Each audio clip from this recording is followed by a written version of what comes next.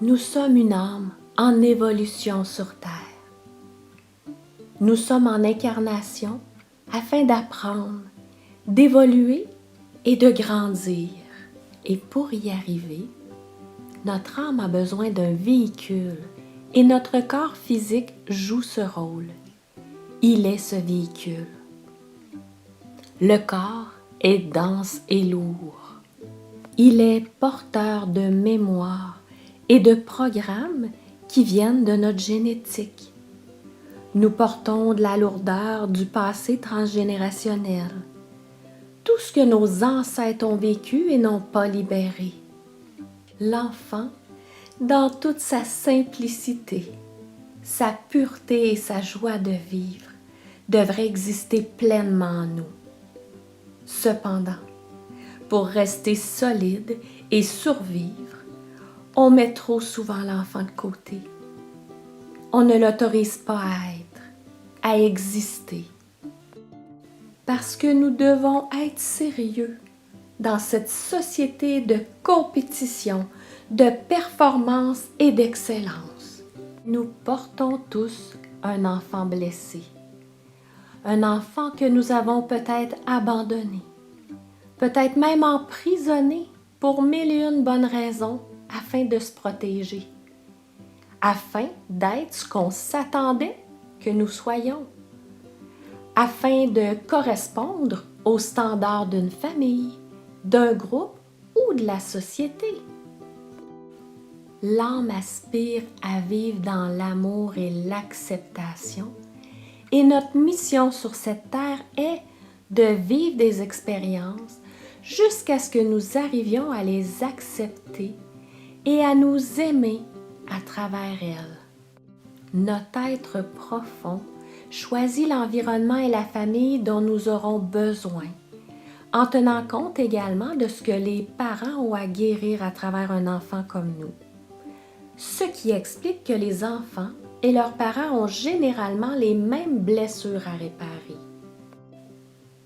Tout cela m'amène à vous parler des 5 principales blessures émotionnelles élaborées par Lise Bourbeau, qui est reconnue mondialement. Elle est fondatrice d'une école de développement personnel et autrice d'une 20aine de livres. Après notre naissance, nous nous apercevons que lorsque nous osons être nous-mêmes, ça dérange les autres. Ça dérange le monde des adultes. Nous déduisons rapidement qu'être naturel, être qui nous sommes vraiment, n'est pas correct, pas accepté. Cette découverte est très douloureuse et elle provoque chez l'enfant des crises de colère. Les crises d'enfant, les crises d'adolescence sont devenues normales pour les humains. Mais quelqu'un d'équilibré, qui a le droit d'être lui-même, ne fait pas de crise. Lise Bourbeau a observé que l'enfant passe par 4 étapes. Étape 1 de son existence, il connaît la joie d'être lui-même. L'étape 2, il connaît la douleur de ne pas avoir le droit d'être lui-même. Étape 3, il a une période de crise et de révolte en lien avec le fait de ne pas pouvoir être lui-même. Certaines personnes demeurent à cette étape toute leur vie.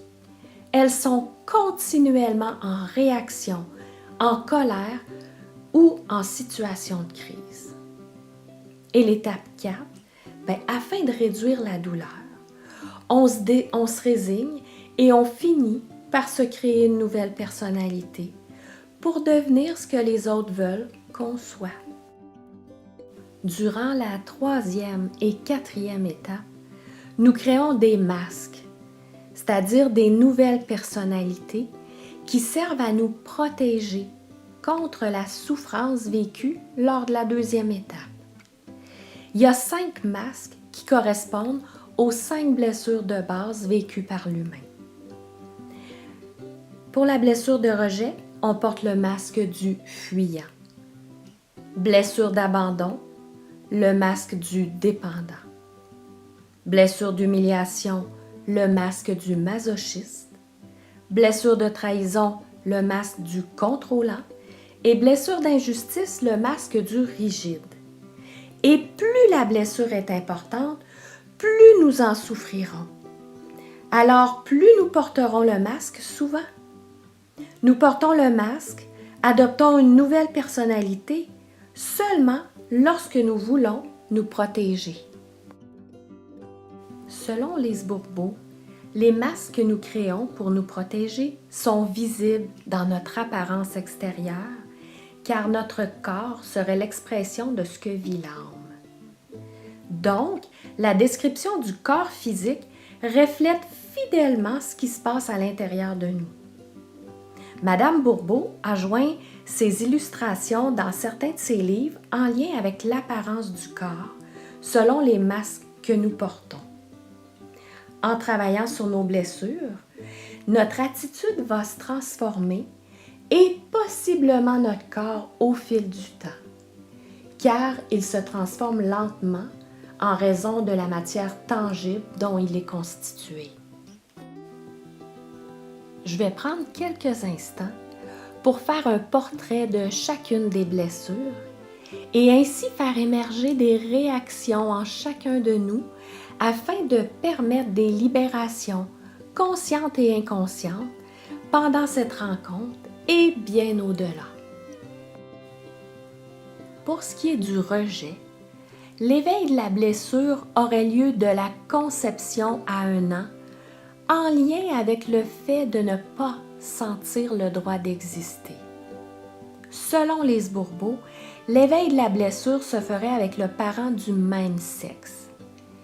Celui qui est porteur de cette blessure se sentirait donc rejeté par les personnes du même sexe que lui.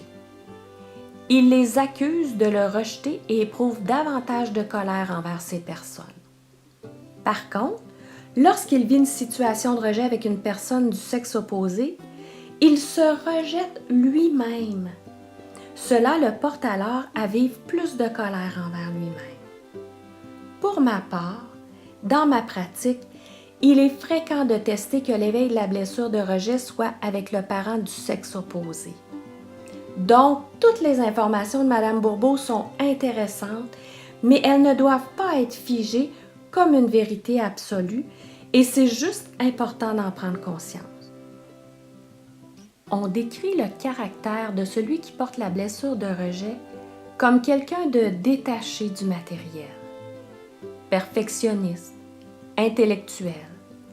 Il peut passer par des phases de grand amour à des phases de haine profonde. Il se croit nul, sans valeur. Il s'agit de quelqu'un qui peut rechercher la solitude, qui est effacé, qui trouve différents moyens pour fuir. Il se croit incompris et a de la difficulté à laisser vivre son enfant intérieur. Lorsque notre blessure de rejet est activée, nous mettons le masque du fuyant. Celui-ci nous porte à vouloir fuir la situation ou la personne que nous considérons être la source du rejet, par peur de paniquer ou de nous sentir complètement impuissants. Ce masque peut aussi nous convaincre de devenir le plus invisible possible en se retirant complètement à l'intérieur de nous-mêmes et en ne faisant rien qui puisse nous faire rejeter davantage par les autres. Ce masque nous fait croire que nous ne sommes pas assez importants pour prendre notre place et que nous n'avons pas le droit d'exister au même titre que les autres. Pour l'abandon, l'éveil de la blessure aurait lieu entre 1 et 3 ans avec le parent du sexe opposé en lien avec un manque d'affection. Celui qui est porteur de cette blessure se sent donc facilement abandonné par les personnes du sexe opposé et est porté à les accuser plutôt que de s'accuser lui-même. Mais lorsqu'il vit une expérience d'abandon avec quelqu'un du même sexe, il s'accuse lui-même, croyant ne pas avoir porté assez d'attention à l'autre ou ne pas avoir su porter la bonne attention. On décrit le caractère de celui qui porte la blessure d'abandon comme quelqu'un de victime, de fusionnel. Il a besoin de présence, d'attention, de support et surtout de soutien. Il a de la difficulté à faire ou à décider quelque chose tout seul. Il demande des conseils et ne les suit pas nécessairement. Il a de la difficulté à se faire dire non, à accepter un refus. Il dégage la tristesse, pleure facilement, attire la pitié. Un jour il est joyeux, un jour il est triste. Lorsque notre blessure d'abandon est activée, nous mettons le masque du dépendant. Celui-ci nous fait devenir comme un petit enfant. Un petit enfant qui a besoin, qui cherche l'attention en pleurant ou en se plaignant ou en étant soumis à ce qui se passe. Parce que nous croyons que nous ne pouvons pas y arriver seuls. Ce masque nous fait faire des pirouettes pour éviter qu'on nous laisse ou pour obtenir plus d'attention. Il peut même nous convaincre d'aller jusqu'à nous rendre malades ou être victimes de différents problèmes pour obtenir le support et le soutien que nous recherchons. Pour l'humiliation, l'éveil de la blessure aurait lieu entre 1 et 3 ans avec le parent qui s'est occupé de son développement physique, qui s'est occupé des besoins physiques des enfants, qui lui a appris à être propre, à manger, à s'habiller. C'est souvent la mère. Et est en lien avec le manque de liberté, en lien avec se sentir humilié par le contrôle de ce parent. Celui qui est porteur de cette blessure se sent donc facilement humilié par les personnes du même sexe que le parent qui s'est occupé de son développement physique. Il est davantage porté à les accuser. S'il vit une expérience d'humiliation avec quelqu'un de l'autre sexe, il s'accuse lui-même et se sent honteux de son comportement. On décrit le caractère de celui qui porte la blessure d'humiliation comme quelqu'un qui a honte de lui-même et des autres ou qui a peur de faire honte. Il n'aime pas aller vite, connaît ses besoins mais ne les écoute pas, en prend beaucoup sur son dos. Il est contrôlant pour éviter la honte. Il se croit moins que les autres. Il est fusionnel. Il s'arrange pour ne pas être libre, car être libre signifie illimité. Et s'il est sans limite, il a peur de déborder. Il joue à la mère. Il est hypersensible. Il se punit en croyant punir l'autre. Il compense et se récompense par la nourriture. Lorsque notre blessure d'humiliation est activée, nous mettons le masque du masochiste. Celui-ci nous fait oublier nos besoins pour ne penser qu'à ceux des autres. En devenant une bonne personne, généreuse, toujours prête à rendre service, même au-delà de nos capacités, au-delà de nos limites. Nous nous arrangeons pour prendre sur notre dos les responsabilités et les engagements de ceux qui semblent avoir de la difficulté à respecter ce qu'ils ont à faire, et ce, même avant qu'ils nous le demandent. Nous faisons tout pour nous rendre utiles, toujours dans le but de ne pas se sentir humiliés ou rabaissés. Pour la trahison, l'éveil de la blessure aurait lieu entre 2 et 4 ans avec le parent du sexe opposé, en lien avec un bris de confiance, des attentes non répondues ou de la manipulation. Celui qui est porteur de cette blessure se sent donc facilement trahi par les personnes du sexe opposé et est porté à les accuser pour sa douleur ou ses émotions. Lorsqu'il vit une expérience de trahison avec quelqu'un du même sexe, Il s'accuse plutôt lui-même et s'en veut de ne pas avoir vu cette expérience venir à temps afin de l'empêcher. On décrit le caractère de celui qui porte la blessure de trahison comme quelqu'un qui se croit responsable et fort, qui cherche à être spécial et important, qui ne tient pas ses engagements et ses promesses ou se force pour les tenir. Il ment facilement, est manipulateur et séducteur. Il a beaucoup d'attentes. Il est d'humeur inégale. Il est convaincu d'avoir raison et essaie de convaincre l'autre. Il est intolérant, comprend et agit rapidement. Il est performant pour être remarqué. Il peut être comédien. Il se confie difficilement, ne montre pas sa vulnérabilité. Il est sceptique et a peur du désengagement. Lorsque notre blessure de trahison est activée, nous mettons le masque du contrôlant qui nous amène à devenir méfiants, sceptiques, sur nos gardes, autoritaires et intolérants à cause de nos attentes. Nous faisons tout pour montrer que nous sommes une personne forte et que nous ne nous laissons pas facilement faire ou avoir. Nous allons donc fréquemment décider pour les autres. Ce masque nous fait faire des pirouettes pour éviter de perdre notre réputation au point même de mentir.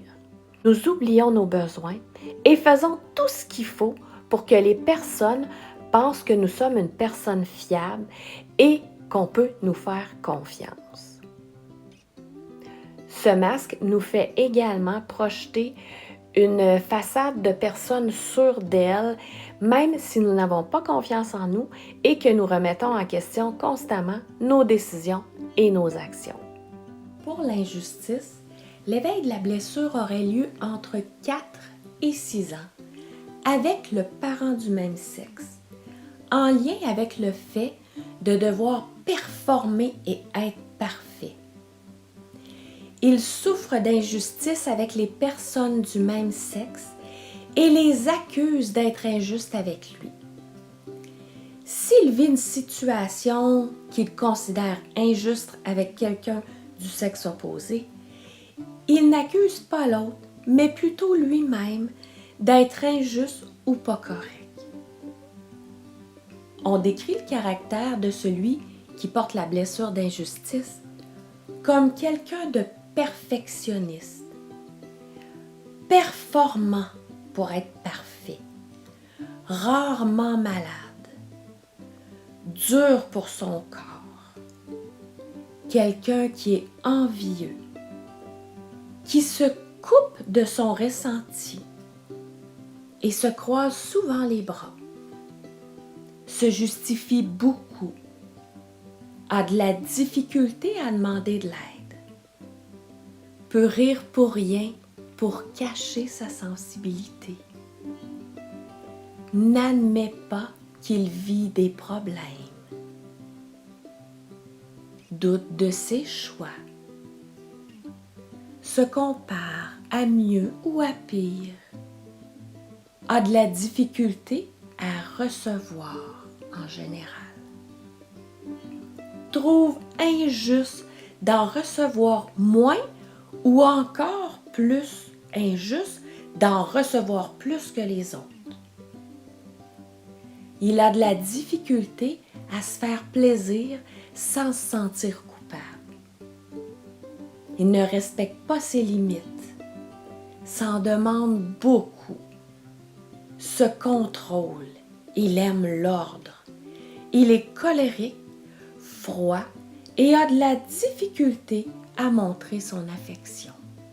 Lorsque notre blessure d'injustice est activée, nous mettons le masque du rigide, qui fait de nous une personne froide, brusque, sèche au niveau du ton et des mouvements. Tout comme notre attitude, notre corps devient rigide. Ce masque nous fait devenir aussi très perfectionniste et nous fait vivre beaucoup de colère, d'impatience, de la critique et de l'intolérance face à nous-mêmes. Nous sommes très exigeants et nous ne respectons pas du tout nos limites.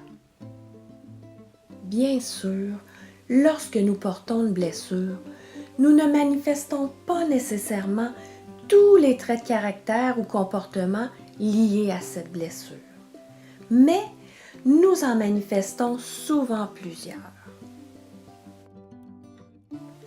Ce n'est pas essentiel de savoir quand et par qui nos blessures ont été activées dans notre enfance. L'important est de reconnaître l'existence de nos blessures. Plus nous devenons conscients de celles-ci, plus nous sommes en mesure de les accepter.